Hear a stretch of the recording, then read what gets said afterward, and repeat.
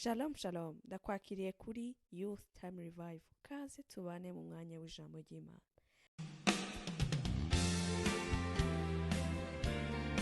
Ndakwakiriye mwene data muri uyu mwanya w'ijambo ry'Imana, aho turi kugenda twegereza umunsi mukuru wa Pentekote.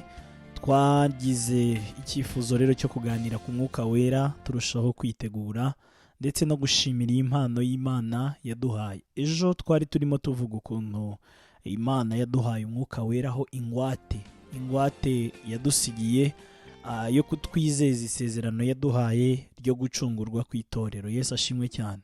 Twasanze rero iyo umuntu agiye muri banki gushaka inguzanyo, atanga ikintu cy'agaciro afite kandi kiruta iyo nguzanyo. Dusanga ikintu Imana yadusigiye nayo ni ikintu cy'agaciro gikomeye, kandi kigomba kuduhereza insurance ko n'ubugingo buhoraho Imana izabwerekana ku mperuka y'ibihe, ikaducunguza imbabazi zayo, ikatwishyira, hanyuma ikadukiza urupfu rw'iteka. Uyu munsi ndashaka kuza kuvugana nawe ku mwuka wera, ariko noneho by'umwihariko ukuntu umwuka wera abana nawe, kandi ukuntu umwuka wera ufite ubushobozi bwo kumubona. Yesu ashimwe cyane. Ufite n'ubushobozi bwo kumumenya.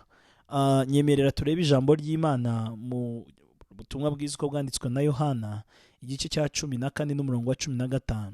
Ijambo ry'Imana rihari riravuga ngo ngombwa rero cyane ko muzitondera umwuka wera amategeko yanjye, twicazwa no ngo nanjye kuganira nzasaba kandi data tutirukanka nawe azabaha kugira ngo undi turusheho mufasha wo kumenya kubana byinshi kuri we. namwe ibihe Imana iguhe byose, umugisha. ngo niwe mwuka w'ukuri, ngo ntibishoboka ko ab'isi bamuhabwa kuko batamurora kandi batamuzi, ngo ariko mwebweho muramuzi kuko abana namwe kandi azaba muri mwe. Amen. Uyu munsi nifuje kukubwira umurimo umwuka wera Imana yamuduhereye, kandi nkwibutse ko umwuka wera ufite ubushobozi bwo kumureba, ufite ubushobozi bwo kumumenya. Yesu ashimwe cyane. Ndabizi ko ni ikintu kijya gitera urujijo imitima y'abantu benshi.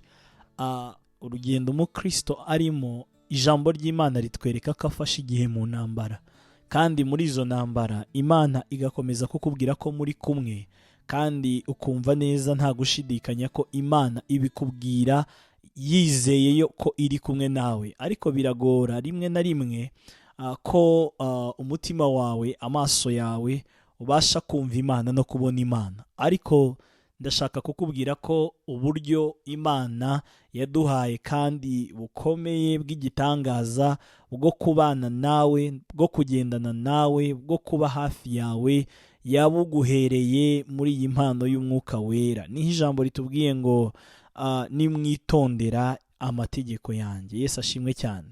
Ngo nimunkunda muzitondera amategeko yanjye. Hanyuma ngo ikintu kizaba, ngo nanjye, iri ni isezerano Kristo yari ari guha itorero, ngo nanjye nzasaba data. Ubwo igihe Imana ibasha gusabira kuri so, ni igihe wabashije kuyikunda no kwitondera amategeko yayo. Ngo nayo ngo izasaba data, ngo nawe azaguha undi mufasha. Haleluya. Ngo wo kubana nawe ibihe byose. Umufasha yavugaga hano ni umwuka wera. Ntago abana nawe kuwa mbere ngo kuwa kabiri agende, ahubwo ngo muzabana ibihe byose. Ngo niwe mwuka w'ukuri. Reka nkubwire rero ikintu gitangaje, ngo ntibishoboka ko ab'isi bamuhabwa. Ab'isi ni babandi batarahura n'umucyo w'ubutumwa bwiza ngo babashe kwizeza Kristo Yesu umwami n'umukiza w'ubugingo bwabo imitima yabo. Ngabo ngabo rero nta nubwo bafite aho guhera bakunda Kristo, nta nubwo bafite amategeko ya Kristo mu mitima yabo. So abangaba ngo ntago umwuka wera bamuzi, nta nubwo babasha kumumenya. Imana idufashe cyane. Ariko ngo babandi bizeye, hari ikintu Imana ibasaba. Irabasaba ngo munkunde kandi mwitondere amategeko yanjye. Hanyuma rero ngo umwuka wera ngazaza. Yesu ashimwe cyane. Ngo kandi mwebwe mufite ubushobozi bwo kumumenya. Haleluya. Ngo kuko ab'isi bo ngo ntago bamuzi, ntibishoboka ko ab'isi bamuhabwa, ntago bamubona, ntago bamwumva, ntago rero bamuhabwa. Ariko ryajwi rya presence ijya iba mu mutima wawe yo gukunda Imana. Yesu ashimwe cyane. Kwa kwiyumva kw'ingingo zawe zose kugutera kwitondera amategeko y'Imana. Haleluya. Bwa buzima ubamo bwo kwegera Imana no kunyoterwa kuba mu buzima bwo kuramya no guhimbaza Imana, kuriya kwiyumva ndashaka kukumara amatsiko ngo nkubwire ko ni ukubaho k'Umwuka Wera mu buzima bwawe. Haleluya. Ndashaka kwibutsa ko itandukaniro riri hagati yawe n'Umwuka Wera ni uko Umwuka Wera ntago yambaye inyama n'umubiri n'amaraso. Oya, Kristo mu murimo wo gucungura itorero yari yambaye inyama n'umubiri n'amaraso kugira ngo yerekanire muri we, haleluya, igitambo kizima kandi gihoraho kandi cyashimwe n'Imana. Ariko aravuga ngo nzaza sinzabasiga nk'imfubyi, nze kubana namwe. Niko rero gutanga isezerano ry'Umwuka Wera. Nk'uko Kristo mu mubiri hari abatamumenye ngo bamwizere, ni nako dufite abakristo batizera impano y'Imana y'Umwuka Wera, kandi Kristo yamaze kwemera ko azagaruka kandi atambaye uyu mubiri, kandi akaza mu ishusho y'Umwuka Wera kubana n'itorero. Aravuga rero ngo ab'isi ntibishoboka ko bamuhabwa, ngo ab'isi ntibishoboka ko bamuhabwa kuko batamurora kandi batamuzi, ariko ngo mwebweho muramuzi kuko abana namwe. Haleluya. Ngo kandi azaba muri mwebwe. Ibyo bitekerezo byiza byo gukunda Imana no kwitondera amategeko y'Imana ugira mu buzima bwawe ntabwo ari ibitekerezo bya kamere yawe, ni ibitekerezo by'Umwuka Wera w'Imana uba muri wowe. Haleluya. Ndashaka kubwira ngo nushaka kumva Umwuka Wera mu buzima bwawe, uzahere kuri ibyo ngibyo, ujye utekereza bikwegereza Imana. Bya bintu ujya ugira mu mutima wawe bigutera gukunda Imana, bigutera kubaho ubuzima bwawe urebera gukiranuka kose kw'Imana mu mategeko yayo kandi yo mu mutima wawe.